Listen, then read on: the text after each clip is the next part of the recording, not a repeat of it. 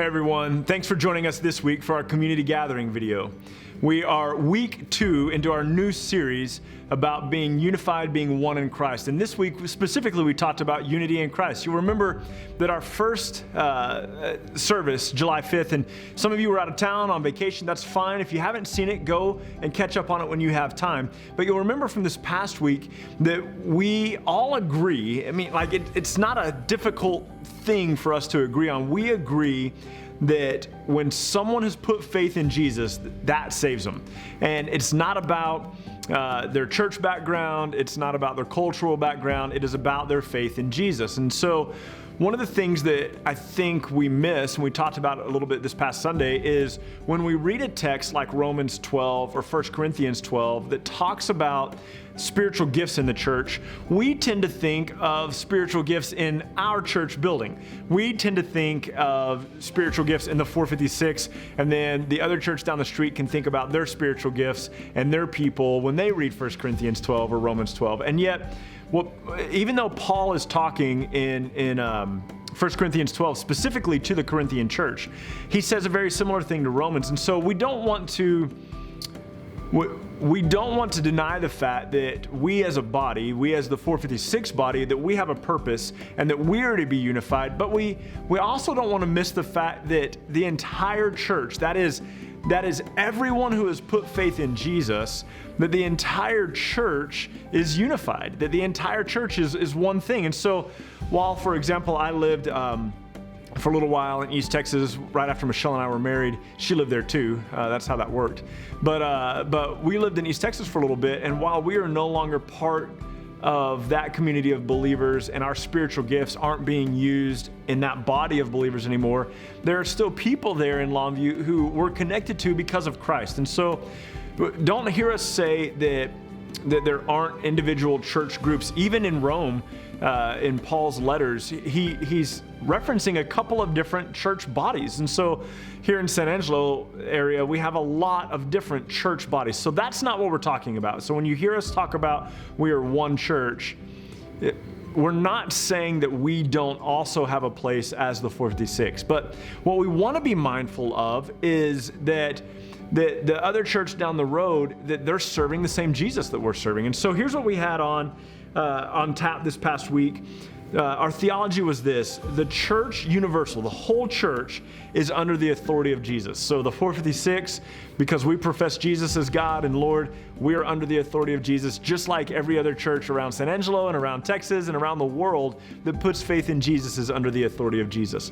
Our application is this: we are part of one body with all the people of faith in Christ. And so, for example, in Ephesians 5, if you can think back to June when we were in Ephesians 5, in Ephesians 5, when it says that Christ went to redeem the church for himself and that he would present the church as a bride to himself, spotless and without blame, Paul's not just talking there about the group of believers in Ephesus. He's talking about everybody who names the name of Jesus. When we see the Revelation 7 and we see every tribe and every tongue and every nation of the world represented around the throne of God and exalting God and praising God, that is the final, perfect, beautiful picture of the church. And so we are part of one body with all people of faith in Christ. And then our prayer was this past week, God, may we seek unity with all who call upon the name of Jesus for salvation. Now listen, you come here, and maybe the way that you demonstrate that you come here to the 456 is you tithe. Your kids are went to camp with our group, right? Your kids are in the youth group. Your little kids are hanging out with Mary Beth on Wednesdays. You're helping out with Christy at the coffee bar. You're helping me clean the church. Or last month, since I was off my foot completely, it was Michelle who was doing it all the time. She's always a great help. And so there are ways that we show that we're part together of this church. But what I want us to do is to come to the place where we as the 456 would also recognize that we're not divided. We're not against the people who are worshiping Christ down the road. We're not against the people who use a different kind of music than we do, or who dress more formally or less formally than we do. I mean, I was wearing shorts a couple of times last month, so I don't know that there's a lot of churches less formal than us, right? But we're trying to come to the place where we go, yes, I get it. Like the church in Ephesus, like the church in Rome, like the church in Corinth, we are the church in Dove Creek, we are the church, the 456, but also, like the church in Ephesus was connected to the church in Corinth, and connected to the church in Philippi, and connected to the church in Antioch, and connected to the church in Jerusalem, we too are connected by faith through Jesus to everybody who professes the name Jesus. That's our unifying force. That's our unifying factor. And so it would be good for us, let's have it start with us. It would be good for us that we're not bad-mouthing the other church, that we're not divided with a church that has a different tradition than ours, or a different preference than ours, or a different style than ours, because we are united over the thing that matters most, that is that salvation is found in Jesus. And so here we are, very much a church that meets today, right? Like we're in this location. We're a church that meets in this location, but we're also a church that meets at Micah's house, and that hangs out with Pierce at camp, and that meets in my house. And we're also a church that goes on runs together and fishes together and hangs out in each other's homes. We're that, but more than that. I grew up, and maybe this is just something that I feel the tension on, but I grew up in churches that always seemed like they were in competition with the other church. That we wanted people to come to our youth program, we wanted people to come to our camp, we wanted people to be part of our evangelical thing, our 4th of July picnic.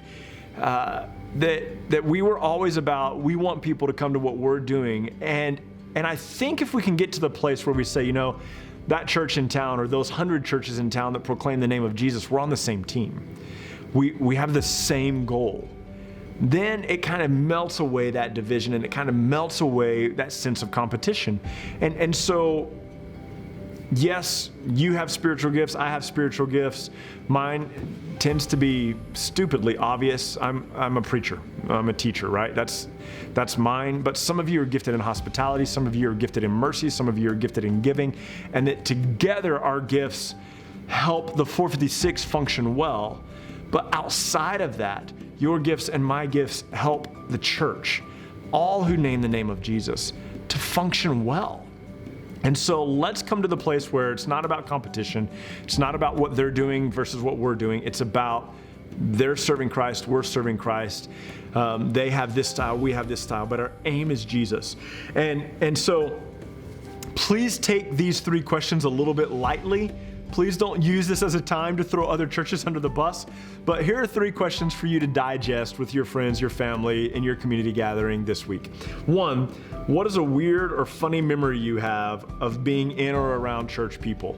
What are some weird things that like you've seen done in churches that you're just like, man, that was just weird. It was just strange. Chuckle about it, laugh about it, but don't throw them under the bus, okay? Second thing is this, second question. What are some things that you think happen in churches that you suspect are probably more tradition than they are about Jesus?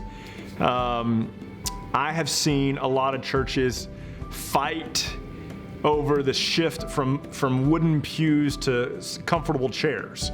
And you go, man, like, who cares, right? Like, give your butt a rest, you know? And so that's probably, the pew was more of a tradition. But what are some areas in church that you suspect are more about tradition than they are about Jesus?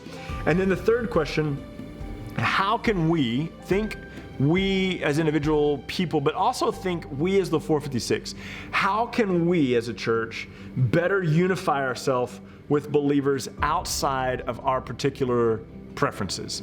How can we better unify ourselves with other people who are naming the name of Jesus? Think on those, come up with some answers, and let's see if we can't be a force for San Angelo and this surrounding area of change where we are unified with those who are naming the name of Jesus. Love you. Hope you're having a great week. Can't wait to see you soon. Bye.